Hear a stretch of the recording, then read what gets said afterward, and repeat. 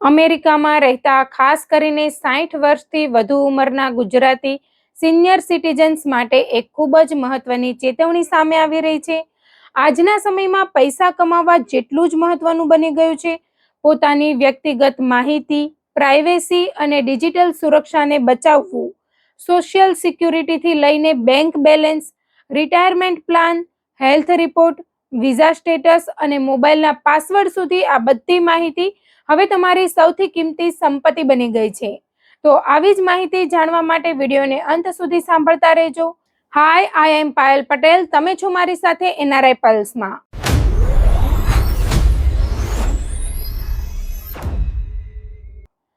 અમેરિકામાં છેલ્લા કેટલાક વર્ષોમાં સાયબર ક્રાઇમ, ફાઇનાન્શિયલ ફ્રોડ અને સિનિયર સિટીઝન્સને ટાર્ગેટ કરતી છેતરપિંડીના કેસોમાં મોટો વધારો નોંધાયો છે. ખાસ કરીને ભારતીય અને ગુજરાતી સમુદાયમાં ઘણા લોકો અજાણતા પોતાની અંગત માહિતી શેર કરી દેતા હોય છે, જેના કારણે પાછળથી ગંભીર નુકસાન સહન કરવું પડે છે. આજે આપણે એવી 6 મહત્વની બાબતો વિશે વાત કરીશું જે 60 વર્ષની ઉંમર પછી ક્યારેય કોઈની સાથે શેર ન કરવી જોઈએ. સૌથી પહેલો અને સૌથી મહત્વનો મુદ્દો છે સોશિયલ સિક્યુરિટી, SSI અથવા સરકારી લાભોની રકમ. અમેરિકામાં ઘણા સિનિયર સિટીઝન્સને દર મહિને સરકાર તરફથી સોશિયલ સિક્યુરિટી ચેક મળે છે. ઘણીવાર મિત્રો, સગા અથવા ઓળખીતાઓ સામાન્ય વાતચીતમાં પૂછે છે કે તમને મહિને કેટલા ડોલર મળે છે. ઘણા લોકો નિર્દોષ રીતે આ માહિતી આપી દે છે, પરંતુ નિષ્ણાંતો કહે છે કે આ ખૂબ જ જોખમી બની શકે છે, કારણ કે દરેક વ્યક્તિને મળતી રકમ તેમના કામના વર્ષો, ટેક્સ પેમેન્ટ અને રિટાયરમેન્ટની ઉંમર પ્રમાણે અલગ હોય છે. જો કોઈને વધારે રકમ મળતી હોય તો લોકોમાં ઈર્ષ્યા ઊભી થાય છે, અને જો ઓછી હોય તો તેની ચર્ચા શરૂ થઈ જાય છે. અમેરિકામાં ઘણી છેતરપિંડી સોશિયલ સિક્યુરિટી માહિતીથી જ શરૂ થાય છે. ઘણા સ્કેમર્સ ફોન કરીને પોતાને સરકારી અધિકારી તરીકે ઓળખાવે છે અને પછી વ્યક્તિની આર્થિક માહિતી મેળવવાનો પ્રયાસ કરે છે.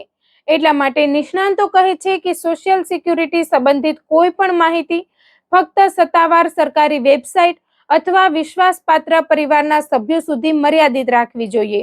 બીજો મહત્વનો મુદ્દો છે રિટાયરમેન્ટ પ્લાન. અમેરિકામાં કામ કરતા ઘણા લોકો 60ની આસપાસ પહોંચ્યા પછી ઓફિસમાં ગર્વથી કહેતા હોય છે કે હવે 2 વર્ષમાં રિટાયર થઈ જવાનો છું, પરંતુ આ વાત ઘણી વખત જોખમી સાબિત થાય છે. એકવાર કંપનીને લાગે કે કર્મચારી લાંબા સમય સુધી રહેવાનો નથી, પછી તેને પ્રમોશન, સેલેરી હાઇક અથવા મહત્વના પ્રોજેક્ટ મળવાની શક્યતા ઘટી જાય છે. ઘણી કંપનીઓ અંદરખાને એવા કર્મચારીઓને ઓછું મહત્વ આપવાનું શરૂ કરે છે.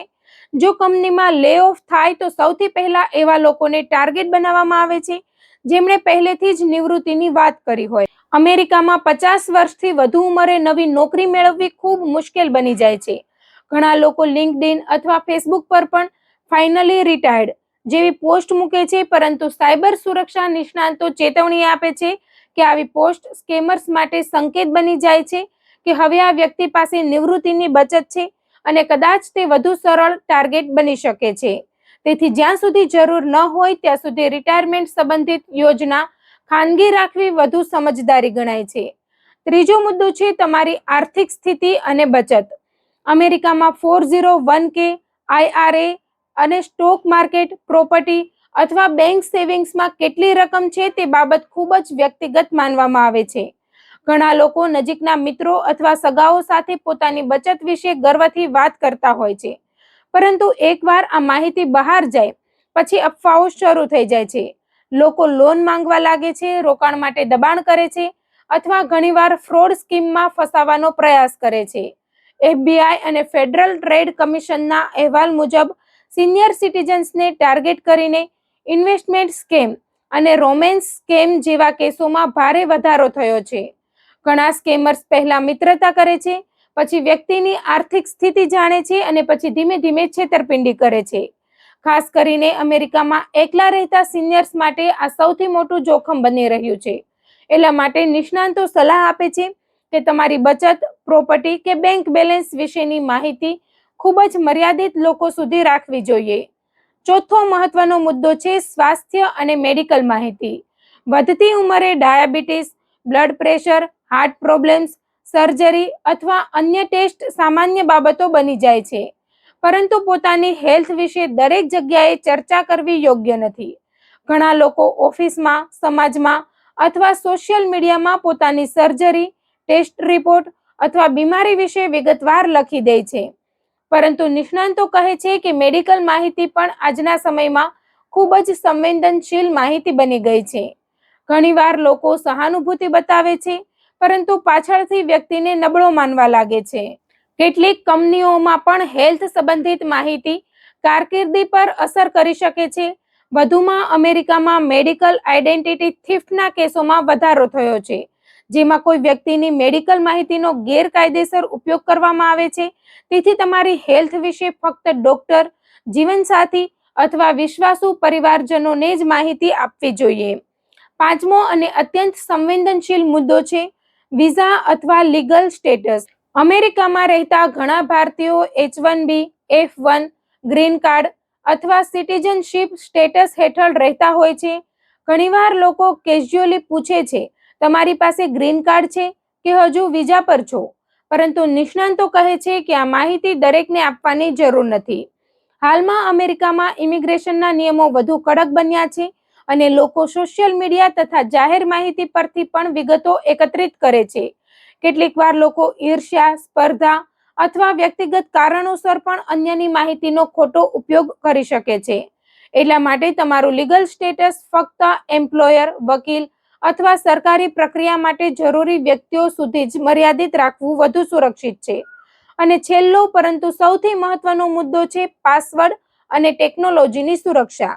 અમેરિકામાં સિનિયર સિટીઝન્સને ટાર્ગેટ કરતા સાયબર ફ્રોડના કેસોમાં ભારે વધારો થયો છે. FBIના અંદાજ મુજબ સિનિયર્સ દર વર્ષે અબજો ડોલર ઓનલાઈન છેતરપિંડીમાં ગુમાવે છે. ઘણા લોકો વિશ્વાસમાં આવીને OTP, બેંક પાસવર્ડ અથવા સોશિયલ સિક્યુરિટી નંબર શેર કરી દે છે. ઘણીવાર વોટ્સઅપ, ઈમેલ અથવા ફેક કસ્ટમર કેર કોલ દ્વારા છેતરપિંડી કરવામાં આવે છે. નિષ્ણાતો કહે છે કે બેન્કિંગ માટે અલગ ટ્રસ્ટેડ ડિવાઇસ રાખવું ખૂબ જરૂરી છે, જેમ કે એક અલગ આઈપેડ અથવા મેકબુક, જેનો ઉપયોગ ફક્ત બેન્કિંગ માટે જ થાય. અજાણી લિંક્સ, ફ્રી ગિફ્ટના મેસેજ અથવા લોટરી સ્કેમ પર ક્યારેય ક્લિક ન કરવું જોઈએ. કોઈ પણ બેંક અથવા સરકારી એજન્સી ફોન પર પાસવર્ડ કે OTP માંગતી નથી. આ વાત હંમેશા યાદ રાખવી જોઈએ. આખરે સૌથી મોટો સંદેશ એ છે કે 60 વર્ષની ઉંમર પછી તમારી માહિતી જ તમારી સૌથી મોટી મિલકત છે. અમેરિકા જેવા દેશોમાં પૈસા કરતાં પણ વધુ કિંમતી તમારી પ્રાઇવેસી છે. આજના સમયમાં ઓછું બોલો અને વધુ સાવધ રહો, એ જ સૌથી મોટી સુરક્ષા બની ગઈ છે. તમારી સોશિયલ સિક્યુરિટી, બચત, હેલ્થ, વિઝા સ્ટેટસ અને પાસવર્ડ જેવી બાબતોને ગુપ્ત રાખીને તમે અનેક માનસિક તણાવ, આર્થિક નુકસાન અને સાયબર ફ્રોડથી બચી શકો છો. ખાસ કરીને અમેરિકામાં રહેતા ગુજરાતી પરિવારો માટે આ ચેતવણી ખૂબ જ મહત્વની છે, કારણ કે ટેકનોલોજી અને છેતરપિંડી બંને ઝડપથી બદલાઈ રહ્યા છે. સાવચેતી, પ્રાઇવેસી અને ડિજિટલ સુરક્ષા જ હવે સુખમય અને સુરક્ષિત જીવનની ચાવી બની ગઈ છે.